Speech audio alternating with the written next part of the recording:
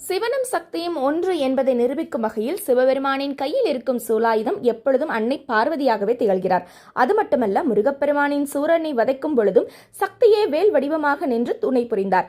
இப்பொழுது நம்ம அந்த சிவசக்திக்கு அடியில இருக்கக்கூடிய சூலாயுதம் இருக்க காரணம் என்னன்னு தெரியுமா? பொதுவாக சூல வடிவம் எப்படி இருக்கும்? ஒரு நிலைத்தன்மையோடு இருக்கும். அது மட்டுமல்ல, அந்த தண்டிலிருந்து 3 வேல் போவது போல இருக்கும். இந்த 3ம் விழிப்பு, கனவு, தூக்கம் என்னும் 3 வகையாக பிரிக்கிறாங்க. அதாவது மனம், வாக்கு, உடல். எப்பொழுதுமே ஒரு மனிதன் 3ஆலும் ஒன்றுபட்டு இருக்க வேண்டும் என்பதை குறிப்பதற்காக தான் இந்த சூலம் எப்பொழுதும் சிவன் பார்வதி கையில இருக்கு. மனம் ஒன்று நினைக்க, வாக்கு ஒன்று சொல்ல, உடம்பு இன்னொரு செயல்ல ஈடுபடக்கூடாது அப்படிங்கிறத நிர்ணயிக்கிறதுக்காக தான் சிவபார்வதி 2 பேருமே கையில் சூலாயுதம் வச்சிருக்காங்க. அது மட்டுமல்ல, அவர்களை தஞ்சம் அடைவர்களுடைய பக்தர்களின் எதிரிகளையும் சூலாயுதம் கொண்டு வதம் செய்வார் என்பது ஐதீகம்.